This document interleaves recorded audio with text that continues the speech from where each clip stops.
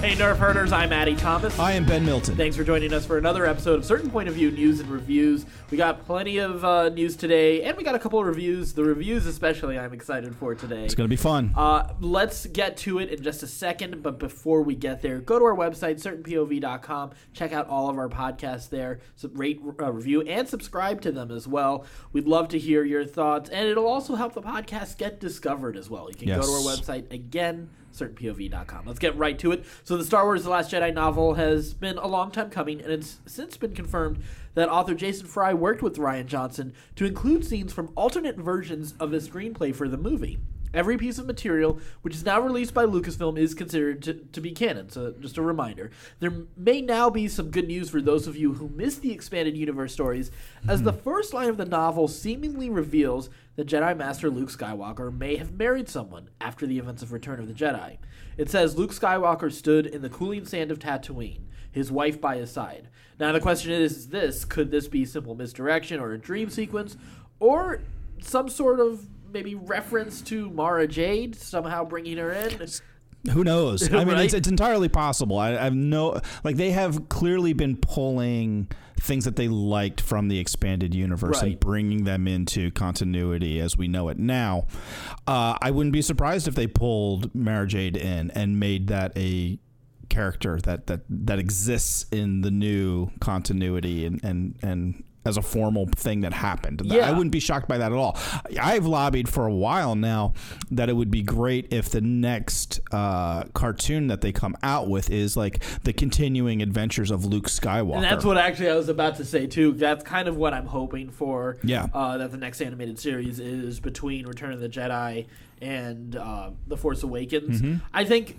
I can't imagine there's going to be too much now at this point that will have an impact on what's going to happen in Episode 9. Right. Especially now that we've ended the legend of Luke Skywalker. Now here's the time to expand on the legends of Luke Skywalker. Yes. And I think that would be just fun to do. I mean, Mark Hamill, you can just get him to voice it, and it's perfect. Exactly. I mean, the little bit of charm of the old world. You're going to have to pay him a little bit more now that he's getting a star on the Hollywood Walk of Fame. Yeah. But other than that, he's not doing much. Exactly. And you know, he loves He would voice love acting, to do it. Absolutely. So let's stick with Mark Hamill for this one. Over the weekend, Guardians of the Galaxy director James Gunn was chatting with a fan on Twitter about possibly getting Star Wars star Mark Hamill on board for the third Guardians of the Galaxy film. Then Hamill himself chimed in to say he'd be up for it.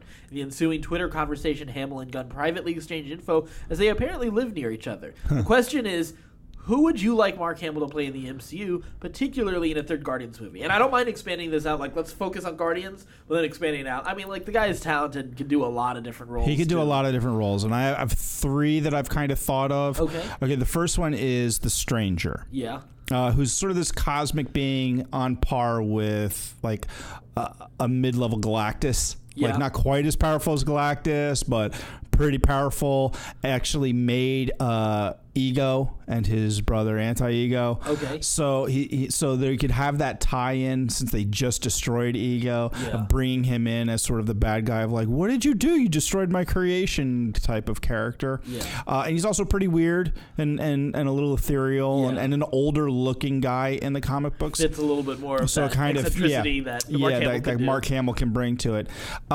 Somebody else that who would you choose? I'd like to see him as Mojo. I think really, really amplify the eccentricity of him, but also like sort of the meta commentary that he can do. Mark Hamill as a funny guy is not always used as well. He's used more in animation for that. Yes. You know, especially when you start to know some of his other roles. You know, obviously the Joker is the big one, and he does a really he has a wide range for the Joker. He can do the goofy version of the Joker, but he can also do the really dark, sinister, creepy version of the Joker. But I think like Mojo would be a really cool sort of like interesting, I could see Mojo fitting in with the Guardians, like Rocket having to deal with a guy that's putting them in sort of this this network TV show type of thing scenario. And the other thing that I'm kind of assuming also is that when we get into the next Guardians movie, we're going to have some sort of loss from Infinity War that they're all still kind of dealing with, and commentary on what their identity is now that they're down maybe a teammate or two or more after Infinity War. So it could be interesting. Yeah, exactly. That would be a really weird direction, but appropriate for the Guardians, and at appropriate this point. for who James Gunn is. Yeah, it could be a lot of fun with a lot of pop culture references. Right. And really weird. Yeah, that's a good pull. That's a really good pull.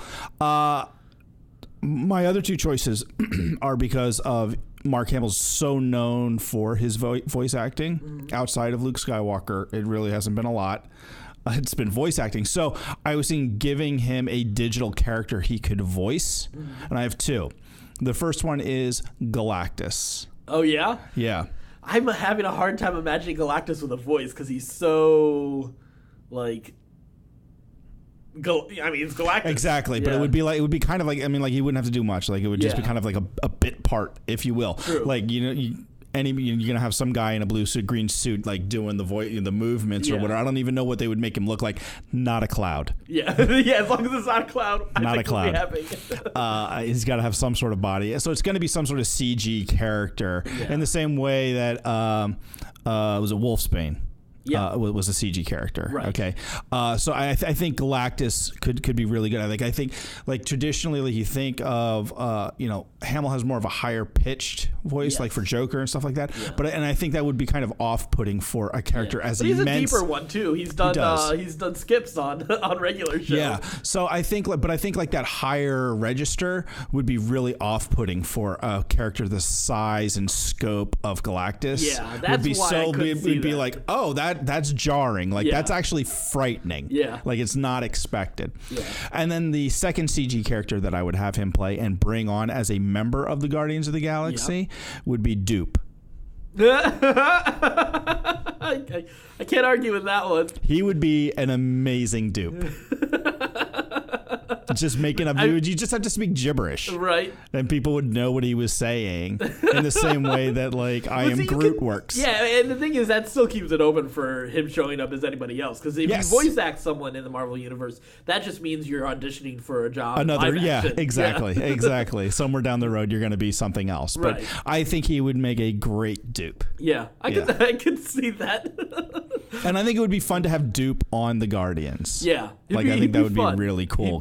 He'd be very weird. Like badass Dupe, like just running and gunning, when he has the bandana on. Right. And just shooting stuff up. That's a fun Dupe. I mean, Dupe's been part of is traditionally with X-Force. Yeah. But he has been out in space. In fact, he was found out in space in one of the comic runs. I forget which one it was, but he was, and they put him back together. You really know your Dupe. I love me some Dupe. I love me some Dupe. I don't know why. It's just such a weird character. Yeah. It makes me laugh. Yeah. I'm going out from Guardians because I guess I wasn't like, I mean, you could do like a hot, like, was it not the High Inquisitor, but whoever, maybe it is the High Inquisitor, whoever for the Kree. Yeah. Something like that. You can see it doing that. I don't know if that's quite where I want him to go, so I couldn't really think of a whole lot more, space, cosmic. Well, who was the very first Guardian? I forget what that guy's name was.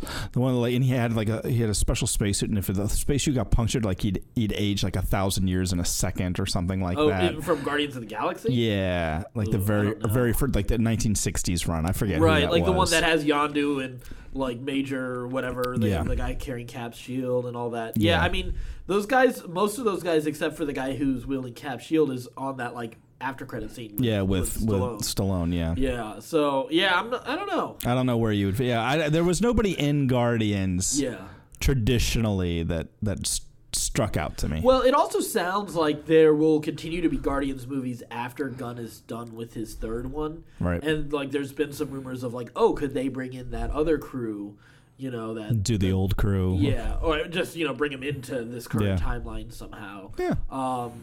And I mean, I guess that could be a potential, there's potential to use Hamill to bridge that, maybe. I actually think, moving totally in the complete opposite direction of Cosmic Marvel, I kind of like him as the Green Goblin. We've had a lot of Green Goblin. Yes, Harry Osborn. Yeah. Was actually on my list of like who he could play. Norman or Harry? Norman. Yeah, Norman. Yeah. Norman Osborn. I was like, he would make a great Norman Osborn. Yeah. Like he's got like the maniacal voice for when he's Goblin. He may have voiced Green Goblin at some point. I'm sure. Yeah, it is entirely possible. Yeah. But yeah, I completely agree with that choice too. Like but he wouldn't. You would have. It would be like where he was like Dupe. Yeah. Or Cosmo. Yeah, he could play Cosmo yes, for the Guardians as a voice actor, and then like that's his trial to bring him in to play Osborn. Yeah, like he needs a trial. He's not a great actor. He's a great voice actor. He's fun with the roles he does, especially as villains. He can chew the scenery. He is a scenery chewer. He learned that well from Harrison Ford. Right. All right, so let's move on. Staying with Marvel, though, and you'll have to stop us if you've heard this before, but in 2018, Marvel Comics plans to reshuffle its publishing deck with #1 issues, new series, and creative teams. Yes, it's only months after Marvel Legacy, and we're getting fresh start. I feel like this is like Rihanna's running Marvel right now, and like every 3 months, remix! Well, the company's thought process regarding multiple reboots makes sense in theory. After all, it would seem to be easier for the general public to walk into a comic store or open a digital app and begin their reading adventure with an issue #1 rather than a higher number. Former editor-in-chief Axel Alonso would often say that the Marvel Universe mimicked the seasonal format of a TV series where things would end and then start over with a new agenda or mission statement. So let's take a look at those past relaunches just to do our best to kind of summarize. Here we go. Settle and strap in. This is going to take a while. So the Heroic Age in 2010 was launched to brighten up a Marvel universe darkened by Civil War and Norman Osborn's Dark Reign, and it featured Steve Rogers taking over for S.H.I.E.L.D. That's the first reboot. And I don't think actually this list I have here covers all the reboots, because I've heard as many as 8 reboots since 2012 or something like that. Yeah, it's been a lot. So then 2010 also featured Marvel Now, following the Avengers vs. X-Men.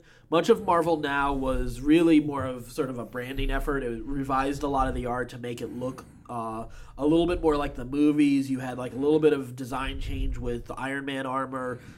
Cap started to look a little bit more like Chris Evans.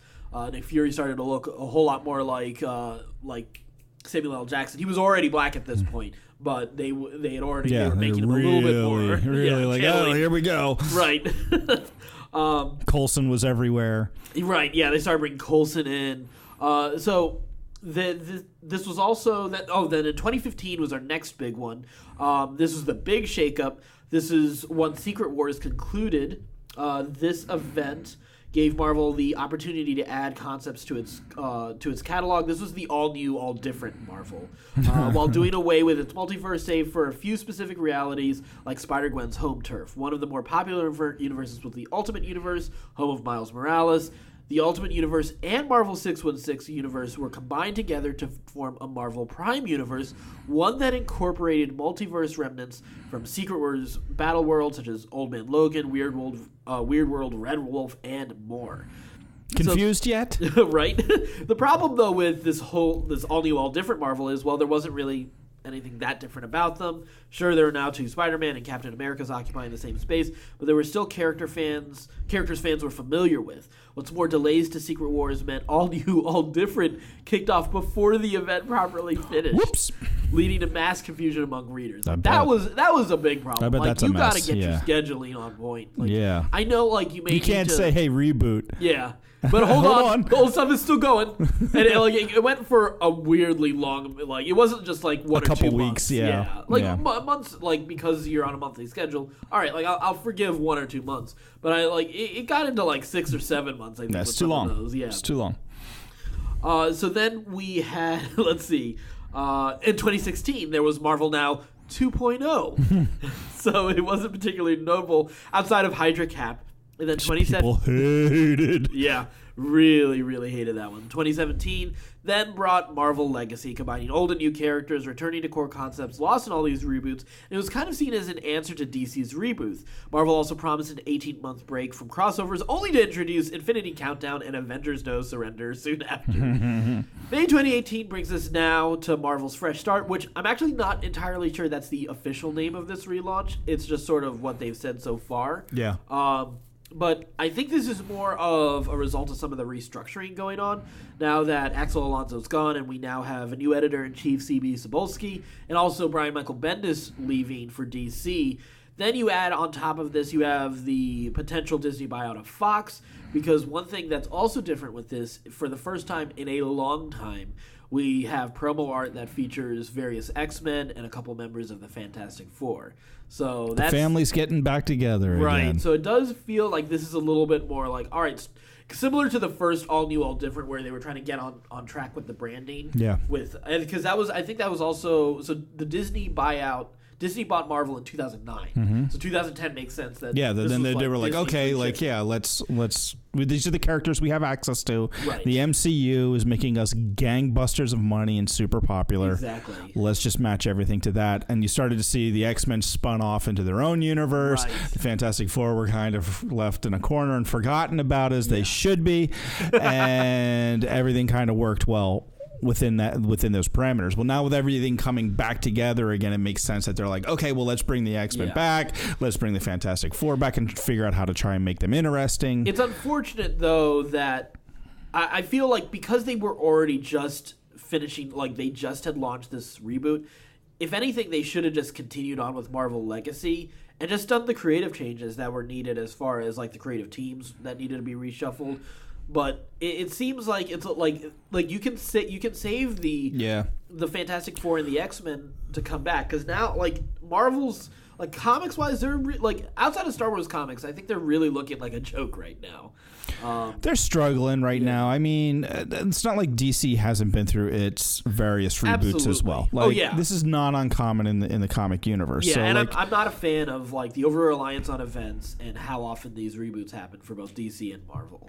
I'm okay with it, to be honest with you. As I get older, like I kind of understand it. In this case, like you have a brand new editor-in-chief, and Brian Michael Bendis leaving is a huge hole. Yeah. So whoever is taking over for this, which is, who'd you say it was, a CB Cebulski or whatever, CB's going to want to swing his dick around a little bit and mark his turf of like, this is my time. You know, everybody wants to be Stan Lee, so everybody wants to mark out their territory of like, hey, this is what I brought to the table, and you can make it clear like, okay, well, this is when Bendis left and this is when CB. That's an interesting, and that's going forward. That's an interesting thought process, because for obviously Stan Lee is sort of the cheerleader, promoter, like he was a big personality, and the editor hasn't had quite as much of the personality and prominence since really Stan Lee. Yeah, and it'll be interesting to see if Cebulski will try to do that in an effort. Everybody tries to do that. Everybody is trying to do that. Yes. Do you think Alonso did? Yes.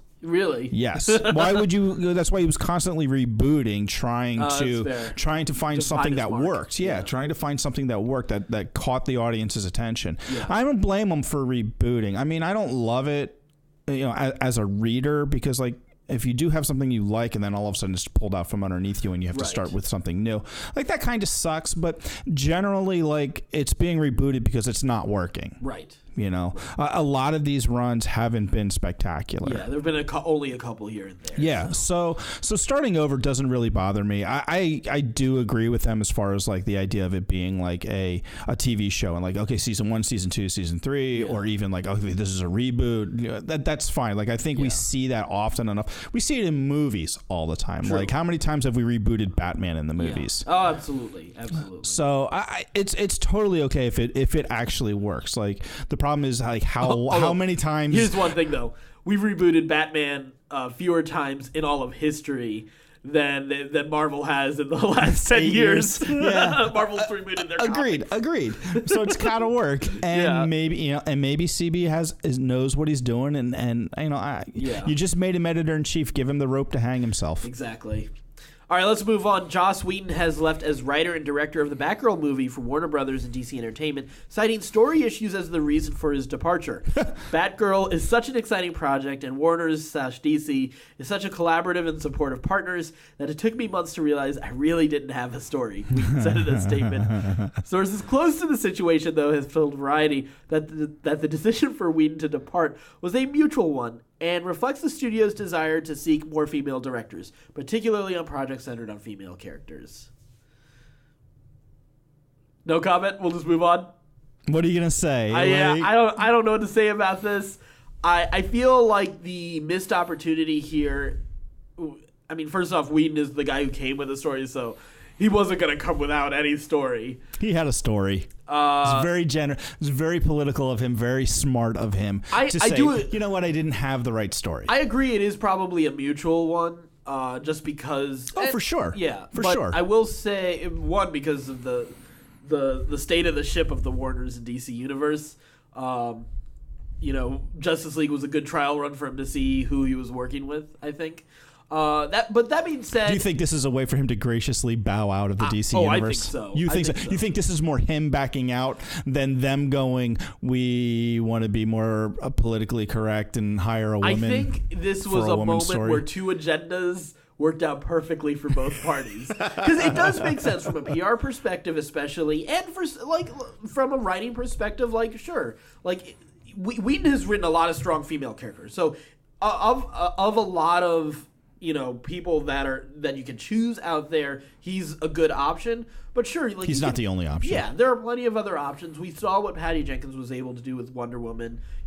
A great, if not overrated, movie, but still, it was really good. Still, really good movie. And I mean, it was no Black Panther. Well, I was going to say Wonder Woman is sort of in the same category as Black Panther for me, where they're really, really good movies, and it's. The authorship does show what the possibilities for that storytelling are. Yeah. But it is also, there is a certain amount of hype that, very similar to The Dark Knight, takes those movies into a different, realm than maybe... conversation that it really probably should be in. Right. So that, I think that's attached to all this, because of identity politics. But, and obviously we're not going to, get deep into that. I do think the missed opportunity here is I think Whedon, if it was possible, would be the guy I'd want to set the vision for a DC universe. I think that's the missed opportunity here. Oh, interesting. I think he's the kind of creator who would have an idea, who has respect for the characters. Who can build a world. Yeah, and understanding for what these characters should be in live action as well. He has experience. He's written comics. He's written a great run on the X-Men, as far as I'm concerned. A run that I really enjoyed. That was the one with Shadowcat? With Kitty Pryde as the main character. Lead, yeah, and it was really, really good. But then I think it's unfortunate because I'm still not confident that Jeff Johns gets what works in the movie world. So there's some people who's not sure he gets what works in the comic world either. There's plenty of it, and I mean, it's hard for me to say that because I do love his run on Green Lantern. I'm not crazy about necessarily his run on anything else, but he had one good run, he which did. is he did. One he more understood than I've Lantern. Had. He's one more than I had. Right. I am struggling writing for a female. I have to write a script for a female character. Oh, really? Right now, and I am struggling through it. It's so hard. Yeah. So my heart goes out to Joss Whedon. Well, let's move on to our TV show reviews. We got three things we can talk about. Let's start with Legends of Tomorrow. This was such a forgettable episode for me. It's funny because you messaged me before I even got a chance to watch it that it's it was pretty mediocre, or you didn't really like it. Yeah, I was I could have done without this episode. Well, it was Groundhog Day. Yeah. But then, it wasn't Groundhog Day. Yeah, and then it was bad. I would it was funny because I was watching for most of the episode. I was like, I like this. I don't know what Ben saw. Yeah, I was like, Groundhog Day is it makes sense. It's funny. It makes sense for Legends of Tomorrow. You would think it would be knocked out of the park. But what's funny is I totally forgot, like, was it Zari is the name of the character? She's the main character in this episode. Like, I totally forgot she was even on this team going into this episode. I was like, oh, right, she's still here. Oh, right, and I was like, okay, what is her power again? Right. I was like, oh, that's right, she has an amulet. Okay. I only remember that, like, near the end of the episode. When I saw it, I was like, oh, right, she's got the thing on her neck. Right. What does that do? Right. And there were a lot of fun moments. It was very self-aware. So there was a lot of the right boxes checked. And I was like, okay, they're doing something to try to help us, like, get to know this character a little bit more. And then you thought they were going to kill the character. And then they totally, like... pulled the rug out from underneath you and just, like, diffused the whole situation. Yeah. And made it a dream. Yeah, and I felt so betrayed. Yeah. And I was just like, oh, okay. Like, I mean, I will say there were some fun moments. Like, Mick writing a fantasy love novel. Yeah. It was pretty funny. Was funny. Everything else I could have done. Well, Brandon Routh's just like pure enthusiasm is another great. Like, I would be fine with a spinoff with just Brandon Routh and Mick together. Yes. You know? Yeah. They would make a great Lethal Weapon rebuilt. But I mean, this episode. It was forgettable. It was forgettable. I was disappointed. So. It was very forgettable. I'm still a Legends I will say of Tomorrow this. fan. What is the name of the computer on the ship? Gideon? Gideon's hot. She reminded me. Yeah, she looks like Haley Atwell meets Elizabeth Hurley. So hot. Bring her as one of the That's regulars. what I thought too. I was like, all right. All right. I'm all right with that. She's got a sexy voice and a body to match. All right, so then we're going to move on to The Walking Dead. So we had our mid-season premiere to feature the long, slow demise of Carl. I actually really liked this episode. Did you really? I really did. I thought you might. Yeah. I thought you would totally be into it. As I was barely staying awake through it. Oh, really? I was like, I bet Addy. How were you and Jenny? Like, how did? Well, what did Jenny think? So here I want to hear Jenny's thoughts. Jenny's thought was, because she checked out. No, she goes, God, it took him a long time to die. Like, everybody else dies pretty quick, but boy, they gave him a lot of scenery. She's like, he's been here since episode 1. What else happened in that episode? I was like, well, you had Morgan running around being Michael Myers. Yeah. And yeah, that's about it. Yeah. She was like, okay. Has the show really ever been about substance in one episode, even from the very beginning? Well, no. Season 1 did. Yeah. But season 2 is where they started, like, they slowed down like crazy. Oh, yeah, for sure. I thought it was a good send-off for, again, a major character, a death nobody would have predicted. Right. Certainly a huge departure from the comics. For me, certainly, like, I've been on record on this podcast as saying this show is about Carl. Yeah. I thought so Clearly, too. I'm wrong. Yeah, me too. Clearly, I have no idea what I'm talking about. I thought, like to me, I was playing World of Warcraft. I was so bored. I was just had it on my laptop, and I was playing World of Warcraft, and I'd look up every once in a while just to kind of see Carl being more pasty than usual. There was a lot of really good cinematography in this one, I thought. So okay. I do think it's a miss. Yes, I know getting those dailies done in WoW are incredibly important. Trust me, I'm getting back into the grind too. I gotta fly, man. I gotta fly. No, trust me, getting my gear score up is really important since I got a new max level character. Like, I just yesterday I dedicated it purely to that. I went from 730 to 830. Oh yeah, I'm up to 860 or no, I'm sorry, 880 I think on my off spec. Right? Today. I was like, I am grinding so hard right now. I might need an intervention. Yeah, I know. I felt like that the entire day. I have been in too long. I should log out. I would log out and maybe come back 20 more minutes. One more world quest. But coming back to The Walking Dead. Walking Dead, like it just, I like you knew it was going to happen. Right. I thought there were some really great moments. Like I thought the moment where, like, the thing that I really wanted to know, and I thought they handled super well, was his actual death. Yes. And having it off camera, you just hear the gunshot and seeing Michonne jump and watching Rick break down was amazing. Absolutely. So well done and perfectly done. We'll move on to the B story in a second. But what did you think of... So now we've seen what the dream is. Like Rick with the beard. We now know it's Carl's vision. Right. You know, what do you think of Carl's vision for the future? I think it's idealistic as a kid is going to be idealistic. Yeah. You know, is it a possibility? Sure, in the same way that, like, you know, I was going to be an astronaut when I was a kid. Well, like, it could happen. So, I mean, do you think there's a legit possibility for Negan? Like, so a big moment in this is like Negan is in that picking up ass kicker, and, right? Yeah, yeah, for sure. Yeah, absolutely. I would rather it not be. Yeah. Yeah, I think. Like, if you're going to depart from the series, and let Rick kill Negan. Yeah. You know what? I disagree with you in that this does give an interesting motivation for Rick to do it, because up until this point, like, sure, Rick has still been trying to kind of like, okay, I know that there's going to be something after this. I don't want to, like, screw the Saviors over too badly, because we do know that there's going to be something after this. But I still got to beat him, and I got to kill Negan. Like, that is a definite. There's been what no if it's the deviation. other way around? What if it's the other way around, and the death of Carl brings Negan to his senses and says, "No, we got to make peace." I would. That would be amazing. I would. If it was Negan that held out the olive branch.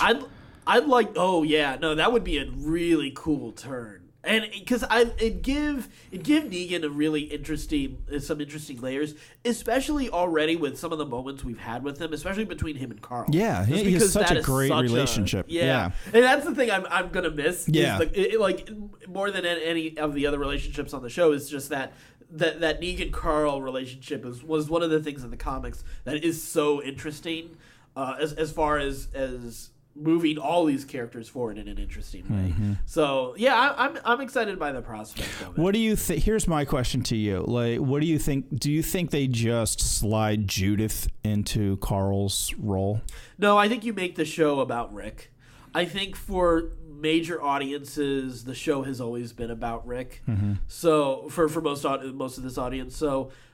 I think because we're a little bit more comic savvy, because you have read a good section of the comics, you do have that comparison. I think if you take that away, that this show is really more about Rick. For sure. Obviously. Obviously. Otherwise, Finn. So I do think it's still, like, I think that's a lot of pressure to put on Judith. Here's a thought that occurred, like, just popped into my head last night, and it's probably completely wrong, but I was like, oh look, they're bringing on an Arab guy as a major player, and now they're moving Judith as a female character in as a major player to this show.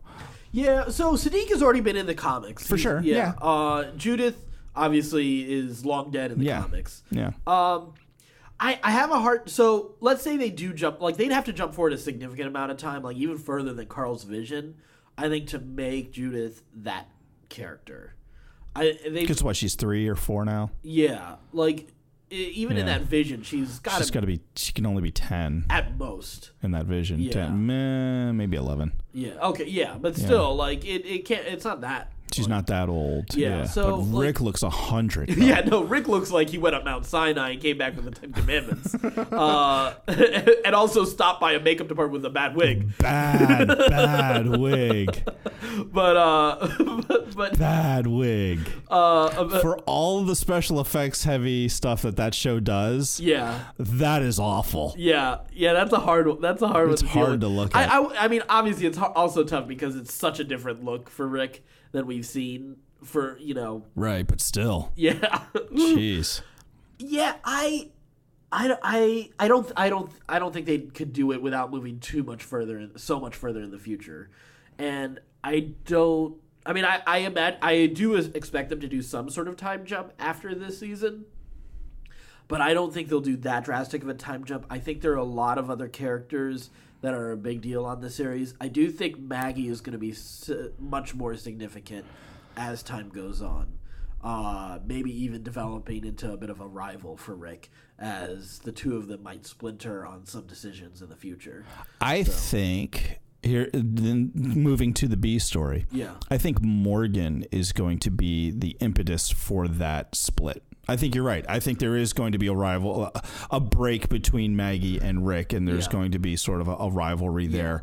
Not quite a war. Not a war, but a very uneasy, like, we're not sure how to deal with this. And Morgan is going to kind of like fill in where Negan is going to either be killed or removed from the board. So so you're talking about an immediate like future? Yes. Okay. Yes. All right. Okay. Yeah. Because the other thing to remember is Morgan is moving over to Fear the Walking Dead after this season, apparently. Which I have no idea how that's working out. Yeah, I don't know like the logistics of taking him to Mexico. Here's the thing, man. I am an administrator for a Walking Dead fan page group on Facebook that has not a ton of members, but a lot of members, and I can barely pay attention to this show. So you're an admin on that page? Yeah. Oh, okay. Yeah, I'm like one of the founding admins on that page, and I'm just like, I almost don't care at this point. Like, I should probably call Jeremy and hand in my resignation. Like, I only watch because I have to. I'd rather watch really, Crashing. You're just watching because Jenny is watching. It's Jenny's watching, and I'm not sure, like, after last night, even she was kind of like, checked out, yeah. I was thinking of calling you guys up and swinging by and watching with you guys. Feel free. Yeah. Feel free. Anytime. Let's move on to the B story. So what do you think of Morgan and... Michael Myers? Well... Morgan and Carol just like right.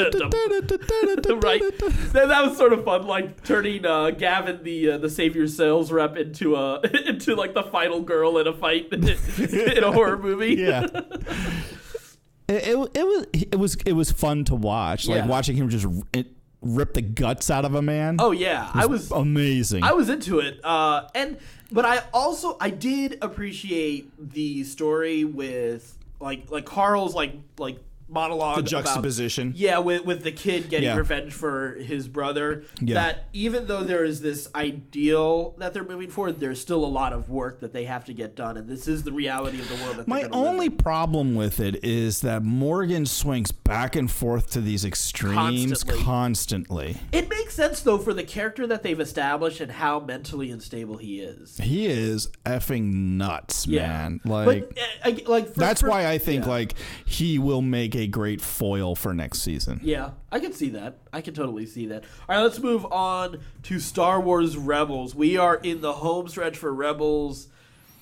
And man, these were two of my favorite Star Wars Rebels episodes. Like, this is up there with the Twilight of the Apprentice, the training, like the training of the Darksaber episodes, like the Maul episodes, the Obi-Wan and Maul duel. What's really cool about this particular episode, though, is it is completely dependent on characters that are purely part of Rebels. Mm-hmm. Like Twilight of the Apprentice is very dependent on Vader's appearance and Ahsoka and sort of that relationship from Clone Wars. In a lot of ways, it was sort of a wrap up to Clone Wars. Yeah, and obviously that still has to be resolved in certain ways, and it might happen tonight on the episode that's coming out. I'm so excited. Based on the tease and some of the images that have come out already. So we had that, but like even a lot of those other episodes, like Maul obviously is part of the bigger Star Wars universe, and Obi-Wan has been part of the bigger Star Wars universe. This was strictly Rebels. Yes, this was strictly our Rebels crew, the ones that we've been with, like Kanan, all characters that they had to earn their way into being part of Star Wars canon, and now they're some of my absolute favorite parts of Star Wars canon. You and I both had sort of this like reaction of like, oh, of course, spoilers, of course, we've been going through them nonstop through this episode, but Kanan died. Mm-hmm. And we knew it from the first frame. Yeah, the first frame, you're like, oh, that guy's dead. Even though they're going with happy music and everything. Yeah, but like him, like just being very introspective and meditating, and then he cuts his hair. Yeah. Like, oh, he's transitioning to being dead. Yeah, that's what he's gonna do. There was a lot of real fun. There was a lot of like some of what I really enjoy about Leia and Han's relationship in Empire, with Kanan and Hera in this one. Yeah. With Hera also with like a truth like drugged out of her mind. High on a truth serum. Yeah. Which was sort of a real fun dynamic. Dr. Ball. Yeah. It's great to see Dr. Ball again. Right. Then like the last not even I don't it may have not even been a full 60 seconds of the last bit of the episode. But man, does that turn happen quick. And all of a sudden, like, I was in tears. Now, did you watch this at work like you usually do? I love this. At least I had the solace of my darkened basement and a blanket to curl up with. Oh, my God. I would have killed for a blanket. Just curl up. And I would have laid under my desk and just, rocked myself into a 15-minute nap. No, it was rough. It was rough. Yeah. But it was such a beautiful moment. It was great. It was really well done. I mean, it was completely predictable. So like, you knew as soon as those walkers showed up, you're like, oh. So that's how they go. Okay. Yeah, and then, but like just the way. But it was so beautiful. Yeah, like, and then his eyes clearing up as he became sort of one with the Force. And, like nothing was clear in that moment, like that. Beautiful. Yeah. And that didn't get me. Like, I was like, okay, wow, like that's really great storytelling. Yeah. It was when they go back to base. This moment got me too. And I had to pause for a bit to see everybody's reaction, and Ezra's pissed, and everyone's processing it in sort of a different way. And Hera walks over by herself, and Chopper comes over and holds her hand. Yeah. And I was like, that was when I lost it. Yeah, I know. I went with that one too. I was like, oh, come on. The fucking robot got me. You're right. The one that doesn't feel anything. Right. That one really tore me up. But then the second episode, the follow-up episode is so brilliant of like dealing with all of the emotions that they're all experiencing. And still moving them forward in an interesting way. Like, moving them forward in terms of purpose, but finding, like, this was a really good, like, step back to, like, as they're going to speed up and going into this home stretch. It's an important episode that grieve. It was an episode to grieve for Kanan. Yeah. And how everybody dealt with it. Yeah. I thought it was really interesting that Ezra reverted back to fear. Yes. And that the wolves were able to chase him using his fear and confront him with that. Right. Was really powerful storytelling. Filoni is a goddamn genius. He's a wizard, man. He is a wizard of storytelling in this universe. He is. It is so good. I'm so excited for his next project. I cannot wait to see how this season is going to end. Yeah. And what's next. Here's the thing. I'm loving live action Star Wars, and I know we're getting a live action Star Wars TV show with the Disney service at some point soon. But my God, I do want feature animation from this crew, because they're so good. Like, they deserve like a Pixar-like budget. Not that, like, I mean, they have some very beautiful stuff with what they've done on the limited budget, and but it is on a limited budget. Like, like when you watch them walk, sometimes it's like they're just like dragging the person across the screen. It's just it's painful to see some of the places where they have to cut the budget. You know? And you're like, okay. And I know they're really good at like reusing models for stuff, like, because they did it in Clone Wars. I remember reading about this or listening to an interview with Filoni. Like, the armor for the Jedi isn't like armor developed specifically for them. It's just recolorations of the Clone Trooper armor, right? Like for the bracers and everything like that. Which was like, I was like, wow, that's which really also cool. Makes sense. Yeah, and from a lore standpoint, right? So it works in the story, but it also is like, okay, that's a cool decision made just by the creativity and forcing a budget. Like, in the same way, in a similar way to the way Lucas had to do some really cool stuff for A New Hope. Like, again, like, Filoni is, as I've said before, he is the George Lucas that we loved of the original trilogy. He is our guy. Like, he needs to be given so much everything. More. He needs to be given keys to the kingdom. Yeah. And I think pretty much he has been. Yeah, especially in animation. Yeah, like when you look at like how he is treated. Oh yeah. By Kathleen Kennedy and like last year's Star Wars Celebration. I mean, like he pretty much ran that show. Does. I mean, everybody worships at Filoni's feet. He's brilliant. He is. Brilliant. So yeah, I'm jacked to see how this all turns out. But it was an amazing 2-episode arc. You'll get 5 more episodes. It's funny. Left. David Adams texted 3 me. weeks. Yeah. David Adams texted me on Sunday, and he was like, "What did you like?" He was like, "I wanted to hear like what you think about this, because I know you weren't a huge Kanan fan." And I'm like, I liked Kanan. I really liked Kanan. I thought Freddie Prinze Jr. did a great job with the voice acting. I'm a huge Freddie Prinze fan, even though he's married to who should be my wife, and So who's also, she's a huge Star Wars fan. I know she is. That's why, again, she would make a great wife. And if things don't work out with me and Jenny, I will be calling Sarah up and seeing if we can work something out. I didn't like his book. I didn't like the book that they wrote for him. Okay. I thought that book was just I couldn't get into it. I tried like 3 times reading that book, and I just couldn't get into it. A lot. Kanan comic was really good. So he's not my favorite character on Rebels. So I do really like Kanan. As the seasons went on, I think they developed him into a really interesting character. Yeah. And so I was like, I was sad to see him go. Well, what's interesting with Kanan, like this is our tribute to Kanan moment, I guess, at this point. He was a character that I thought early on was going to ghost a whole lot sooner. Like, I kind of expected him to go at the end of season 1.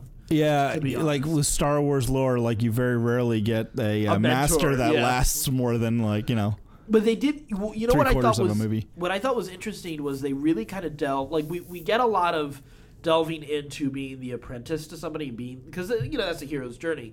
But rarely do we get this kind of exploration into a mentor's journey. Yeah. It's a very interesting angle on not just Star Wars lore, but sort of the hero's journey. And I think turning that upside down. Yeah. It was more. Yeah. Understanding it's been very much as much of Kanan's journey as it has been Ezra's. Absolutely. So I'm glad. I'm glad he went out in such a cool way. In terms of plot and in terms of just the emotional moments of it, it was, just gut punching, heart rending. Did you watch the Rebels Recon? Yes. Oh, of course. Were they talking about Filoni didn't give him the last couple pages of the script? Yeah. I was like, that's brilliant. Yeah. That's so good. Yeah. So they didn't even know what they were going into for the script, and you kind of have to have some idea. I'm sure. First off, we knew. Once he's shaving, I'm sure they had some idea. But to see it actually unfold is still, and to read that description, I'm sure just had a similar emotional impact. So I think to me it's proof of, and I'm not a fan of when people have a critique of a story that a story is predictable. And yes, that's sometimes a knock to a story, but because sometimes it's the right way to go, though. Yeah, and because audiences are also a whole lot more savvy with what you can do. There are only so many different stories to tell, and they're variations. There are only so many satisfying stories to tell too. Right. What I think at the end of the day, though, is your story compelling is more important than if it's not predictable. Yeah. And this was incredibly compelling. And I think that's that's again the strength of Filoni. Mm-hmm. I can't say he often surprises us, to be perfectly honest, but he knows how to turn out very compelling character stories and really strong plots. And man, I'm excited for. I was talking to David Adams as well. David was just kind of bemoaning the fact that Rebels is ending, and I get that. But at the same time, I'm kind of at a place where I'm like, you know what? I like the fact that we're getting an end to this story. Clone Wars did not get a chance to end. And that's the thing. That's one of those kind of frustrations. And we're not going to get another season of Clone Wars ever, because all the stories that kind of wrapped up that have all been put out there in different media now. Yeah. So there's no point to wrapping it up with another season or two. It was only really a season, maybe 2 away from the ending. And 2 would have been stretching it. Yeah, probably. So at this point, it makes sense to not have any more Clone Wars, and Rebels getting to end on its terms, and this is such a rare thing to see in storytelling, is the discipline from a creator to say, this is the end to my story, especially for a successful franchise, instead of dragging out a story for so long. Yeah. I was such a fan of The Office. And even some of the later seasons of The Office, even after Michael Scott left, there was a good season after that. But man, I'd rather remember some of these stories well than necessarily. Yeah, the BBC is really strong with that, where they're like, "We'll do 3 max." Right. Max. You're probably going to get 1. Exactly. See how that goes. So yeah, unless it's Doctor Who, but I guess each of those are sort of. That's sort of the exception to the rule. Yeah, and even then, it's a different doctor and all of that. So it is kind of You different. Really only get a season or 2 of each doctor. Anyway, that's it for Star Wars Rebels. That's it for TV from this past week. Let us know what you think about any of these. Please make sure check out Star Wars Rebels we will have some more exciting stuff in next week's episode, because this Friday we're getting a new set of episodes of Voltron from Netflix. Woo, so, and The Tick just came out this weekend, just came out too. I was planning to watch it this weekend. I did not get a chance to. Again, grinding. Yeah, right? Yeah, I know. It was like wow time. I'm sorry, guys. You might see us have shorter and shorter episodes. Not this episode, but because we still have Star Wars and Walking Dead to talk about. But we might not have as much material as we did because we're playing WoW. We're back there, but we should start streaming again and let people join us and talk to us. That's true. That would be fun. We do have a guild on Aragos, so you are welcome to join us. So we are looking for more people who would be fun to play with. So you can always join us. We'll let you know about the information about that. It'll be on our website, certainpov.com, along with all of our other podcasts, along with all of our social media. You can check it out on our website, certainpov.com. And until next time, stay scruffy, my nerf herders.